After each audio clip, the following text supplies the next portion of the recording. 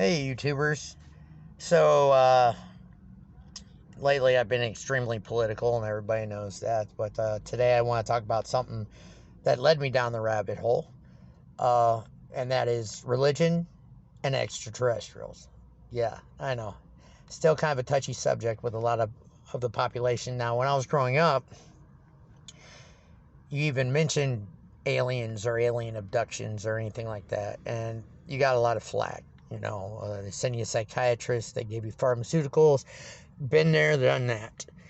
But in case no one's really paid attention to the news, they're doing what we like to call slow, soft disclosure on UFOs.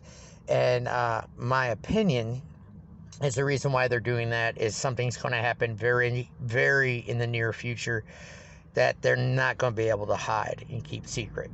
So now they're starting to slowly come out with it, which is fine. I've been waiting for this for like 40 years. But for those of you who tell me that extraterrestrials don't exist, all you gotta do is crack open any religious text around the world, and it's right there in black and white. Always has been. Now, I strongly believe that these beings came down, and like I've said it before, I use the word God as good orderly direction.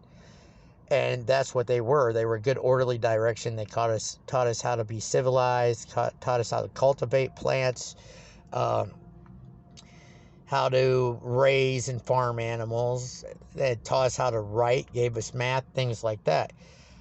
But I don't think they ever called themselves a god. At the time of their arrival here on Earth, we were still kind of primitive. In a way, we still are. We're just pretty much overgrown children, because there's so much we don't know. And there's so much of society that is messed with our heads and gave us false information or just changed the rules on stuff. So we're still, naive when it comes to that.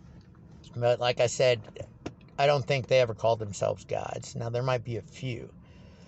Now, a lot of people ask me about the races.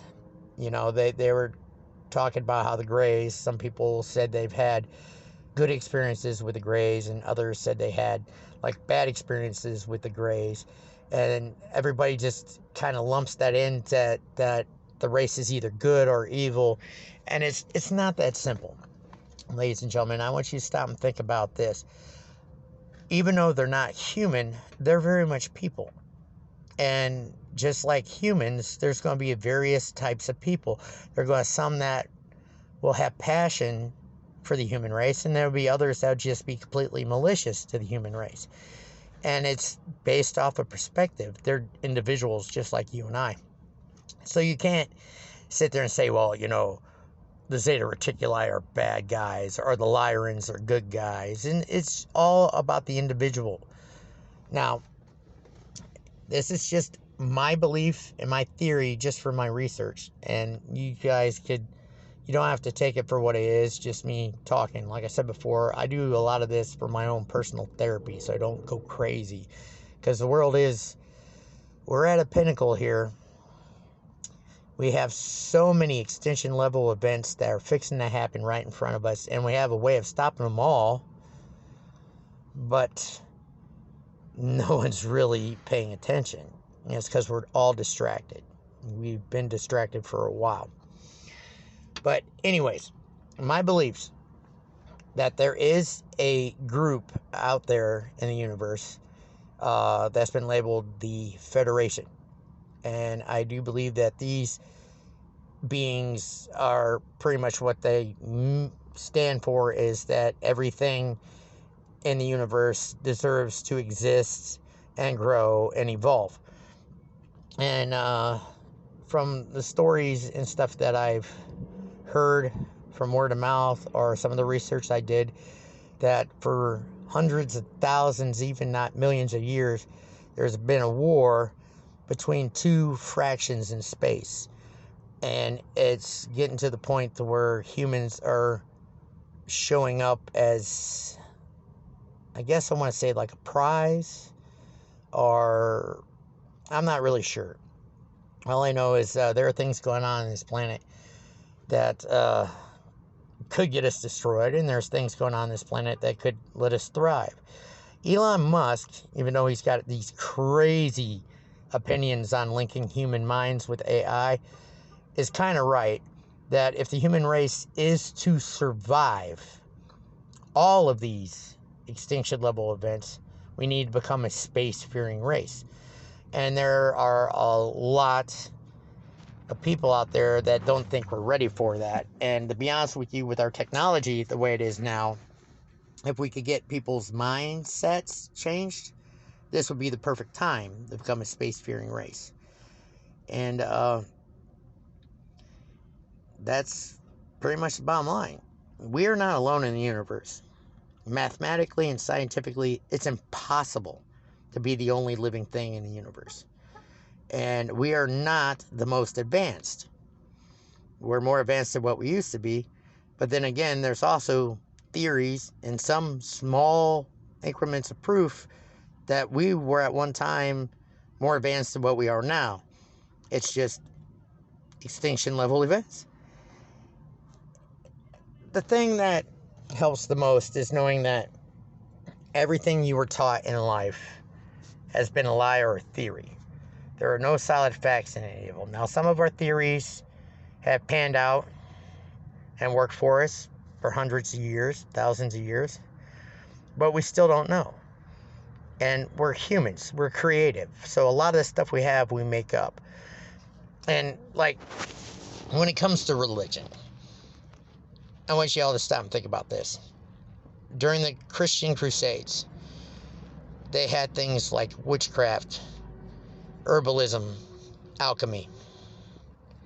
All those things were supposed to be deemed evil. But then you look at today's medical, chemistry, you paying attention? And medicines alone are all the same thing. They just changed the name so it's no longer linked to evil. And we did that. Humans did that with our lack of understanding. What we need to start doing is we need to quit picking sides, because they've been dividing us for a long time. And when I mean they, there are people higher up on the ladder of humanity that call the shots. They design the cultures. They design the commerce. They design the media. They design politics. They design all of it. They're in control of everything. So like when they talk about this great reset that everybody's freaking out about, they've had it planned for a while. And it happens a lot more often than you realize. We need to stop letting them dictate the narrative. They infuse segregation. They push hatred. They want us all at each other's throats. And there's two ways we could go with it. They're either doing it so we destroy ourselves, or you could go with what they call situational design, which they're doing it so they have something to save us from. So it's all one big charade, and we're at apocalypse. We really are. The Hopi people don't see it that way, though. They see it as like a great awakening. And I honestly believe with all my soul that the Hopi people are the key to the survival of the human race. They really are. So if you guys haven't studied anything on Hopi prophecies or the Hopi belief system, now's a good time to check it out. For real. I swear to you, you will not be disappointed. Well, that's all I got for today, guys. Got a schedule. Still got to do my slave thing. So y'all have a good one, and I'll see you soon. Peace out.